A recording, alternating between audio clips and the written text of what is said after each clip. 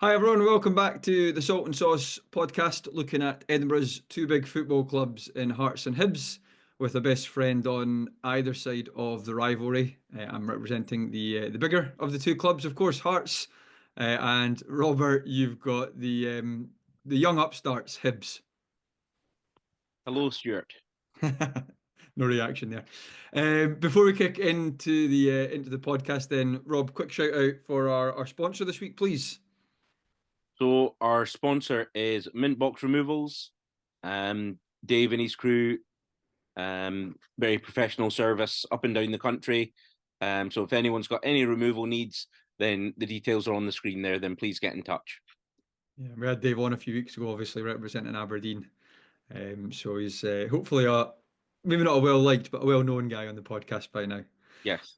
Robert, the first time in a while that we've had a double positive, double win podcast. That's mainly been our fault, obviously, from the Hearts end, Hearts side of things. But also both with 3-1 victories, both with important 3-1 victories, I would say. I don't know what one do you want to get started with? Do you want to kick us off? I'm happy to kick us off. Yes, absolutely. Cool. Dundee So United. we had Dundee United at Easter Road. As I said, I travelled over for it. Yep.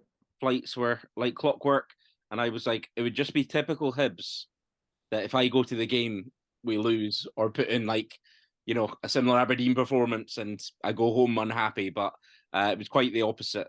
I have to say, For context, and again, I'm sure people have heard this on previous weeks, but you've had a really bad knee injury, yeah, um, which is you're struggling to get by the house. Never mind getting over from Dublin over to Edinburgh.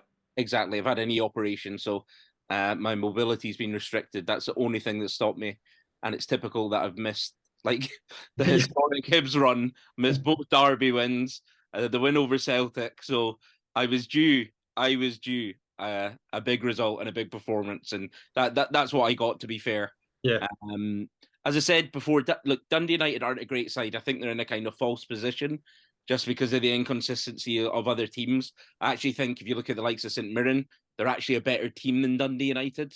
I think they'd cause more problems to the likes of Hibs and Hearts. Hmm. But they've managed to put together, a lot of 1-0s and scrape it through. So look, fair play to them. But It was a very losable game though. yeah, yeah, absolutely. Or a game that could have been a draw quite Yeah. easily if Hibs didn't show up. Yeah. But literally from the first minute, Hibs set the tempo of the game.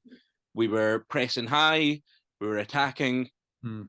We had Hoylett back in the team over Campbell, and you immediately saw the difference that the likes of Hoylett brings. His first touch is immaculate. His vision is in front. And one of my biggest criticisms of Campbell, and I do think he makes the most of his ability, and he's been an important player for us this season as well at points. There's too many sideways passes and there's too many poor touches, Hmm. which then gives the other team the ball back, or we don't make that forward pass and getting the attacking areas. Hoylett, he doesn't even think about it. He just takes it down. The first touch is down. You can see his quality, and that's how the first goal came about. We're pressing up high. Hoylett gets the ball. Rather than pass it side, the safe pass, he cuts through the Dundee United defence, goes out wide, I think to Cadden, who puts it in the box, and it just hits off Boyle, but he's in the right place. And as I said, they all count. Yeah. You have to be there for it to knock off you in the first place. So once we go 1-0 up, I was like, right, pretty happy with that. We've had a good start. And then, of course, we keep kind of pressing. We're passing it really well, looking really, really dangerous. And I said at the time, the guy sitting to my right, I said, it's a matter of time before we get the second. And then the second comes about. I don't know what the Dundee United defence were doing there, but anyway, it comes to Kukurevich, and he actually shows a really, really nice turn of pace to get away. I didn't actually think he was that quick, but Hmm. actually, he was away, gets the ball out his feet, and it's actually a really, really hard finish on his left foot, in off the post, and it goes in. And you're thinking, right, this could be a hammering now. this could be 3-4, 5-0. And had it not been for the Dundee United keeper, it would have been. So we go in at 2-0. All really happy, all smiling faces around me. And second half, we come out and it's like we just thought the game was won. Yeah. Well, I think Dundee United made some changes. They brought on Middleton, my favourite guy. For those that don't know, one night I had a few too many beers and I never forgot Middleton celebrating in front of the Hibs fans. All that. So I messaged him on Twitter one drunken night a few months ago. And I can't remember. I think we beat Dundee United or something, and I messaged him, and yeah, I didn't get a response. Very childish. Very childish, but I was happy I did it. So anyway, they brought in the likes of Middleton, and to be fair, they looked a lot better in the second half.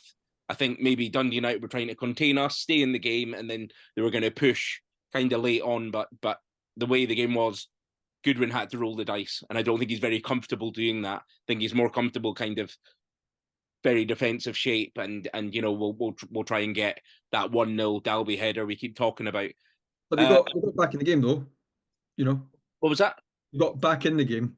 Yes, yeah. So I'm just trying to remember the goal off the top of my head. Even oh yeah, it was a corner. The boy was unmarked at the back post, heads it in, and Kukurevich. Again, you don't really want a striker there in that defensive position, but he's tried to kind of swing at it, misses it, and the Dundee United boy just literally swivels and turns. It's actually a really good finish. There's nothing the keeper could do about it. So that was one of those things. It was 2-1, and then you're thinking a bit nervy. So from looking like a hammering, you're thinking this is 2-2 all over it now. Yeah. And to be fair to Gray, I was shouting for Bowie to come on, Nicky Cadden to come on. Again, I would have started him personally. But look, Gray got it right. We got the result. So it wasn't until I think it was the 87th minute that we actually wrapped the points up. So the ball goes out wide to Nicky Cadden, and Nicky Cadden does what he does best and crosses it, puts it right on Gale's header. And again, you know, Gale again showing his importance to this team. He just puts it away, no questions asked. Really nice header into the ground and in the corner. And by that stage, the game was won, and we had a few chances after that. And I think even just before that, Campbell should have scored as well, but the defender does really well heading it over. So it's 3-1, and really with the chances in the game, it should have been a lot more. Dundee United should never have been in that game. I think even Goodwin said they had a 10-15 minute spell, but apart from that, they just didn't get going, and Hibs didn't allow them to get going. We really kind of strangled them in the game with our high press, with just, you know, our pace, power, and actually Kukurevich, for a lot of Hibs fans and myself included, have criticised him. I thought he was really, really good in the game. And Bowie seems to be better just now when he comes on against tired defences, because they just couldn't live with him. He's powerful, he can run, again, all those attributes that we've talked about.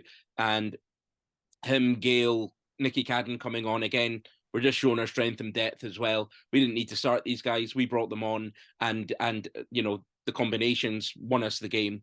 So no, it was really, really good. And it's a game, I was again talking to the guy to my right, it was a game that, you know, historically we would have either drew or thrown away. You know, quite easily lost and crumbled, but we didn't. Gray got his tactics right again, and I went home very happy with the 3 points. And it's I was listening to you talk about Dwight Gale there. It's funny that in many ways it's that sort of player that, obviously we'll come on to Hearts in a bit, that I think we've missed someone who maybe doesn't do a lot in the game, but he's got experience and he knows how to score a chance. And even some of them are just getting a toe on something, getting a head on something. But how many, and you even mentioned it with Boyle, the ball hitting off him. How many times do you see a ball flash across the face of goal and you just think, oh, somebody be in there? Absolutely, That's what absolutely. Gale's there to do that.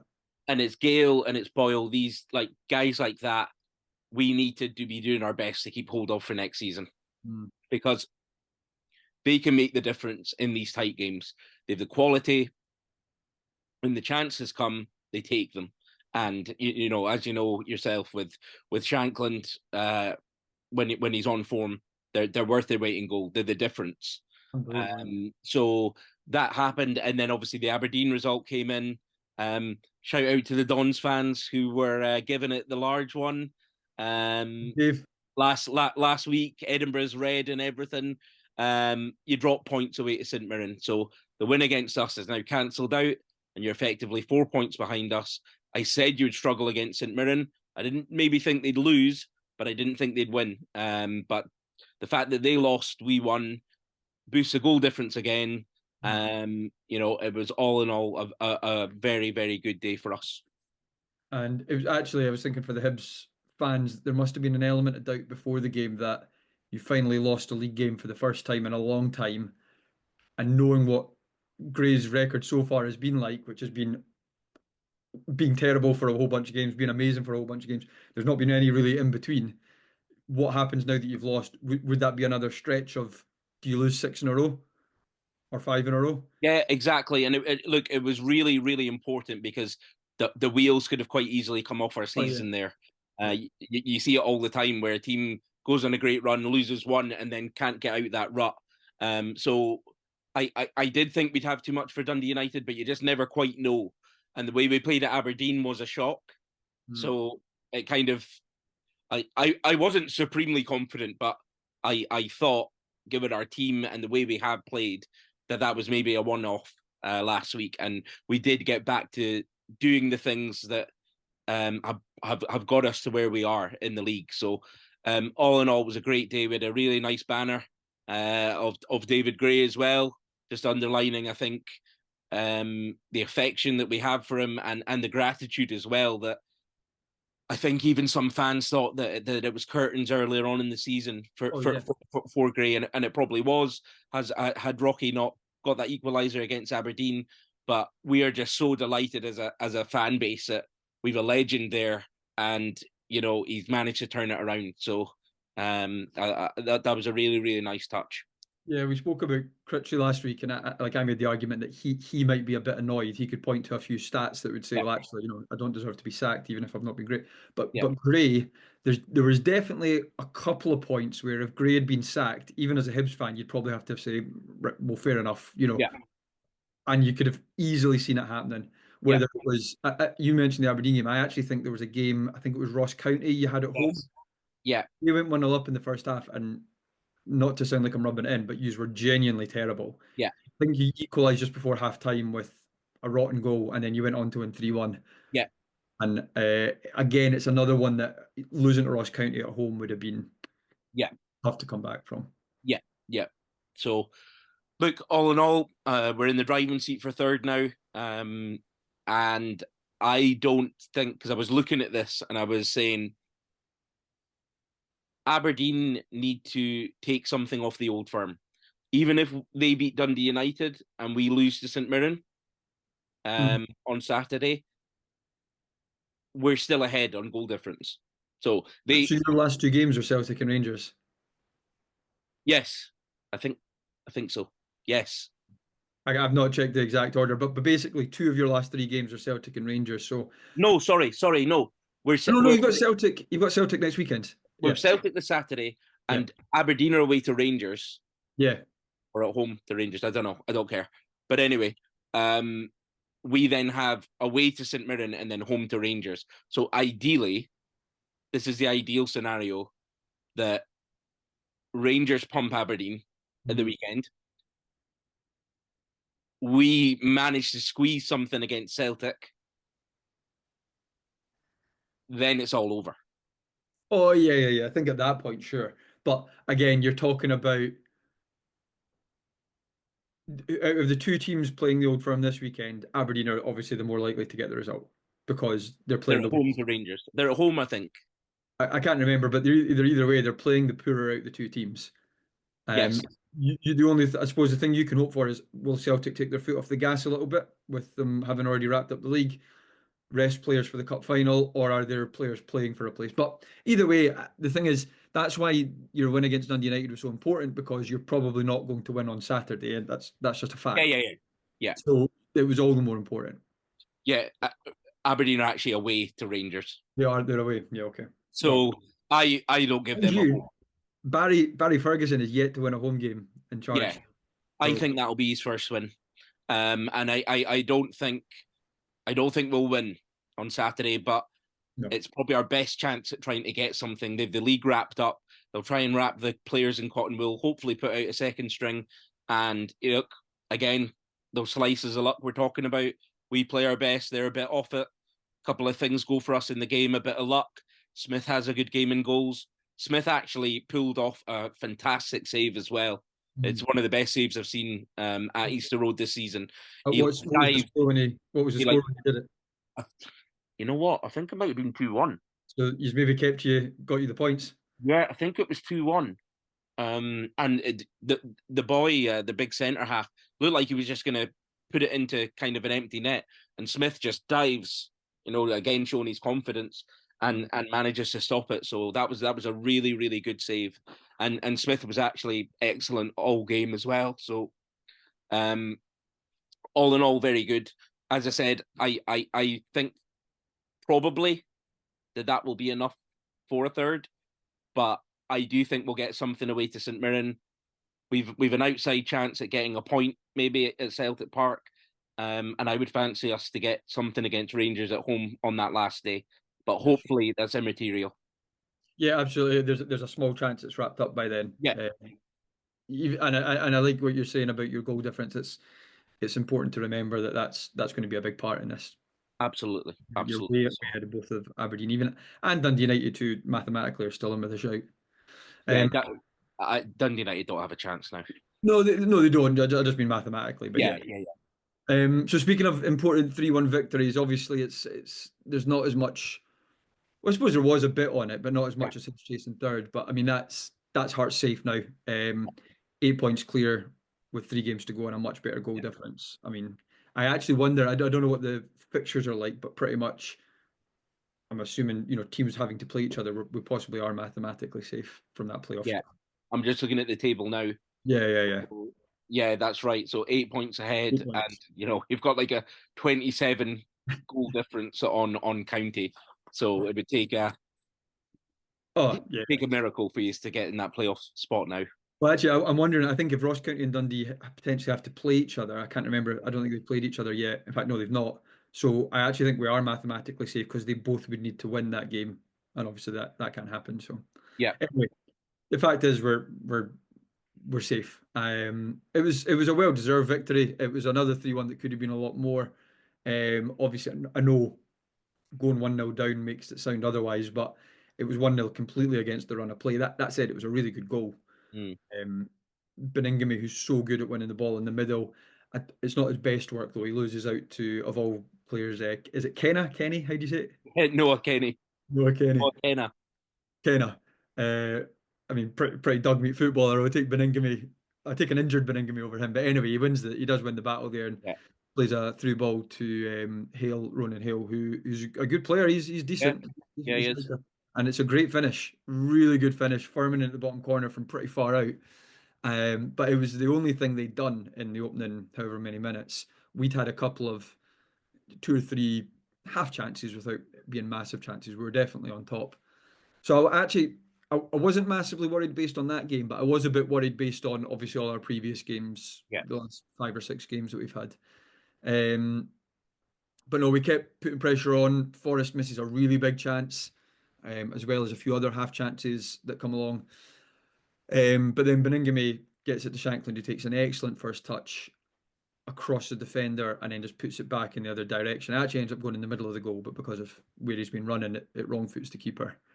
And it was good. It was good to see Shankland back in the number 9 position. And I'll have to hold my hands up. I've always said he's actually very good in the number 10 position, but that only works if he's got a better number 9 ahead of him. If only we could have two Shanklands would be great. And it's where I always wanted to see Boyce doing that for Shankland, but Boyce is just too injured. So anyway, that was 1-0, but nice to see Shankland actually finishing the sort of finishes he's been doing for two years now. And then similarly, yeah, going into the second half, another few half chances. Again, any of these could go in, but we then had a break. I forget who it was. Approaching the box, I was shouting shoot. They ended up playing it to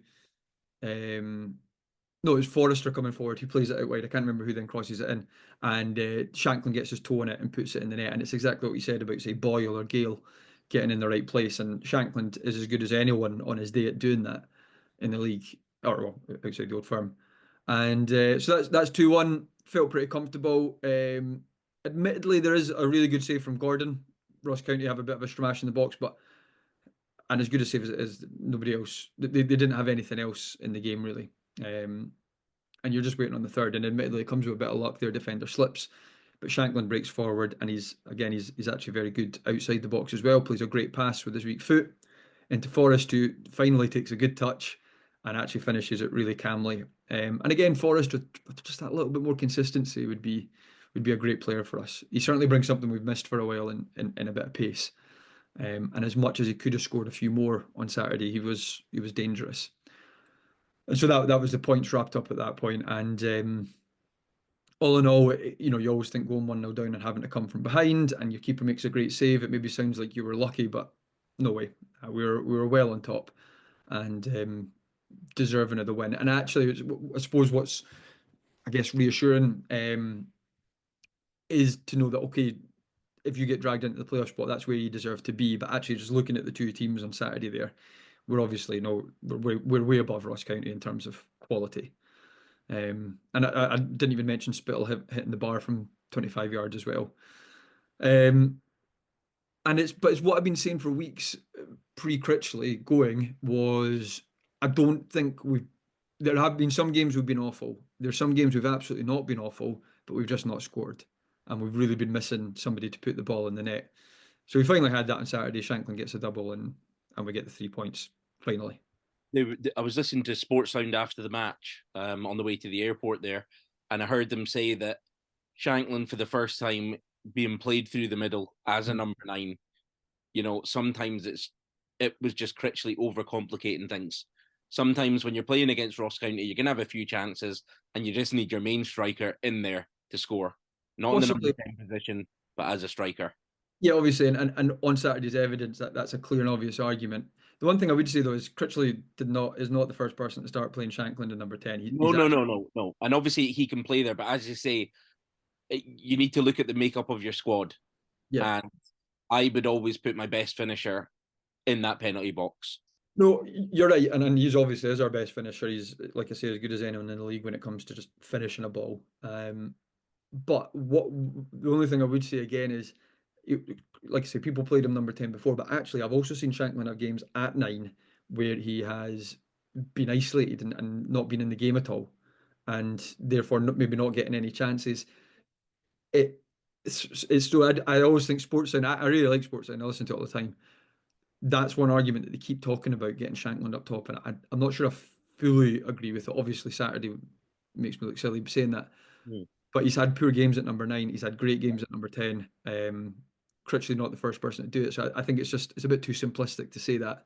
No, I'm that said, if that's him hitting a bit of form for the last few games of the season, great. And we'll see what happens next season with regards to him or anyone that plays up top.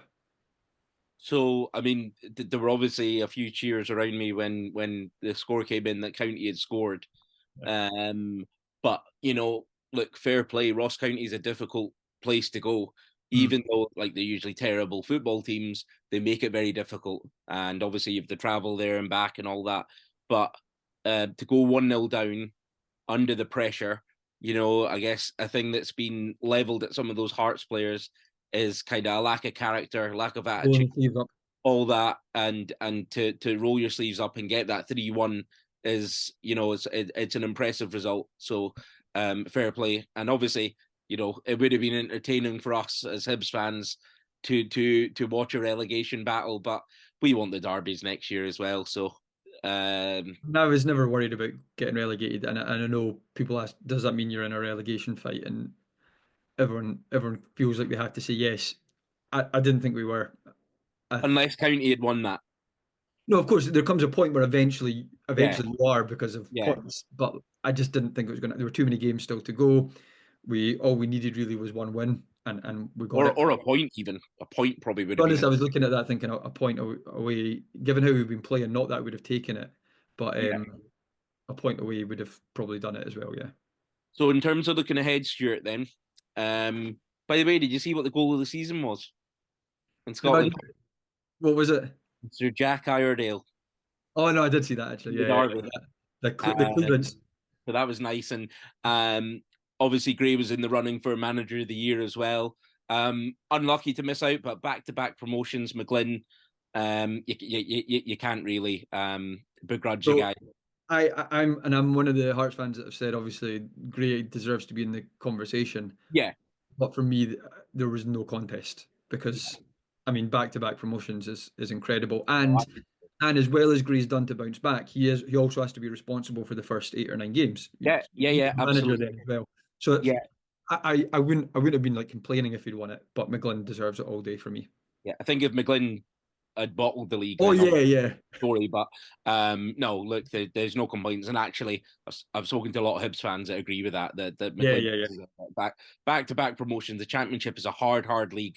So to bring your team up and win the league in the style that they have, fair play to them and fair And play to.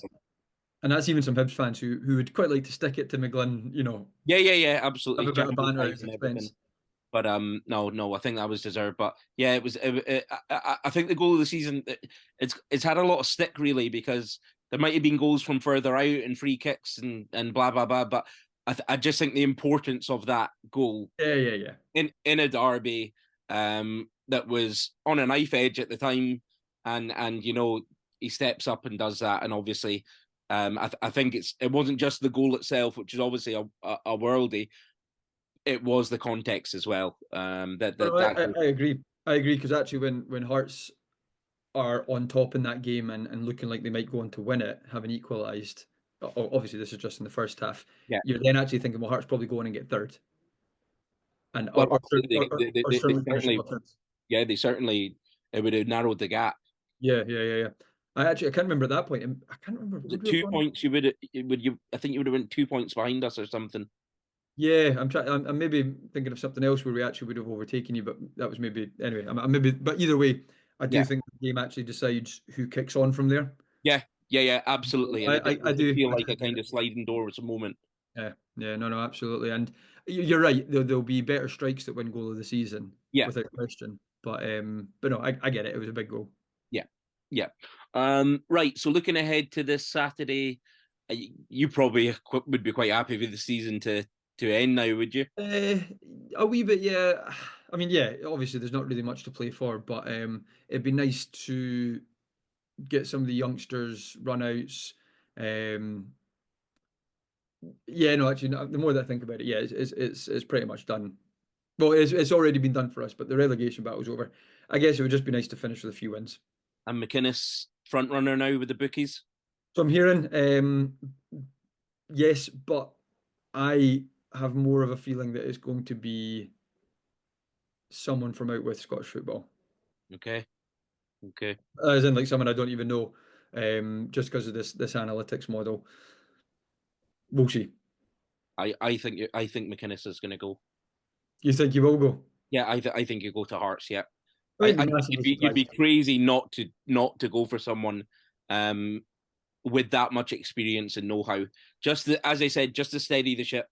If I was in Hearts' position, and actually before we appointed Gray, I was calling for Hibs to get someone like McInnes Oh no, because okay, he's not going to play the best football, but he's just a manager that knows how to do it. He got an important win on Saturday to get Killy pretty much safe as well. He just knows how to get results in Scottish football, and it's, that it's not. It's certainly not that I don't want McInnes. It's just making me think, what are Jamestown going to look? What are they going to do rather than what do I want?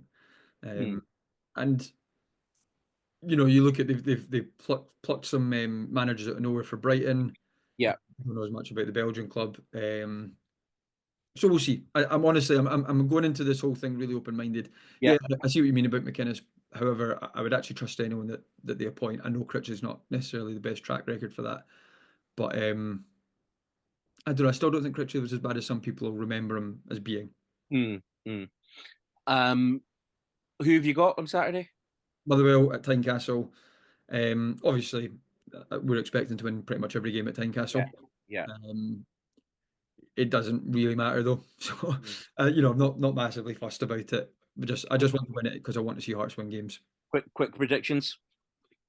I could be an end of season 2-0. Neither club has anything to play for, I think. I'm just going to say that I'm going for 2-0 Hearts. Yeah. And Celtic Hibs. Celtic Hibs, yeah. Obviously, I prefer this game at Easter Road and to have actually played away at Ibrox, just because of I don't know, man. I still think you probably lose both of those. I just mean on probabilities. yeah, But probably. But again, the way Rangers are playing, but they're what you're back doing there, what on you're their doing though is back and stuff. you're making the really hard game slightly easier and this easier of the two games slightly harder. Yeah, But yeah. actually, I think there's a good chance. The most likely thing is beating Rangers at Ibrox. If you look at two Old Firm games, if you get 3 points out of six, I don't know, mate. I'd be pretty happy with that. Oh, absolutely. Oh no, absolutely. I take your hand off for that now.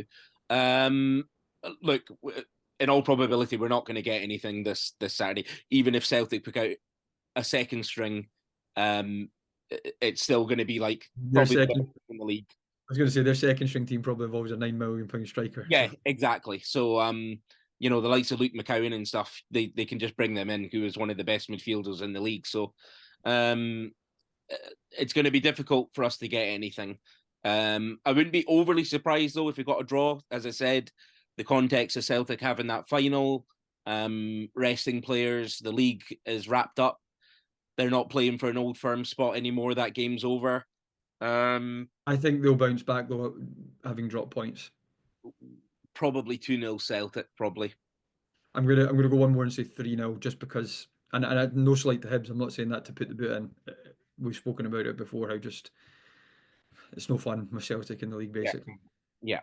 So, Um, but yeah, no, I get what your point. I mean, if there's any team that's going to get a point of Celtic right now, outside of Rangers, obviously Hibs are the team that are probably going to do it. what I would like to see us do though is to start our best attacking team from the Mhm. start. Because if you go 1-0 up, you give yourself a chance. Yeah, So yeah. Nicky Cadden needs to start. We're not going to have many chances. He can be the difference with his crossing ability, and just his overall play. Hoylett. It has to play because again, what I talked about, he just changes our whole team in terms of like when we're building attacks. Mhm. That forward passing, he takes people on. He's full of confidence. He has to start as well. And then look, if Kukarevic starts over Bowie, I don't mind that. Bring Bowie on later in the game. Again, I don't mind either of them, but Hoylett has to start. Cadden has to start. Try and get one one goal up, and then hopefully try and take something from the match. But in all probability, this is a match that we're probably not going to get anything. No, no, absolutely, absolutely. Final question then before we wrap up, then Rob. Categorically, you're saying Hibs will finish third. Yes, Hibs are going to finish third now. I think with Aberdeen, had Aberdeen got a draw on Saturday and we'd won, obviously, you'd still be a bit like, okay, well, they could still. Obviously, they're still in with a chance. I might end up with egg on my face here, but But I I like it. If you're gonna go for it, go bold. yeah, I don't think they're going to get anything from the Rangers and Celtic games that they have, and then they beat Dundee United. It doesn't matter, and I think we're going to get something away at St Mirren, and I think we'll get something against Rangers at Easter Road. So, yeah, I think third is done. Big words from Robert to finish the podcast Yeah. there. Thanks everyone for getting involved. Remember to click all the likes and subscribes and things like that. But also anything you'd like us to discuss on the podcast, especially as the season draws to a close, things like league reconstruction, all these sorts of things. Do drop them into the comments. But Rob, always good to catch up, and I'll see you next week. See you next week.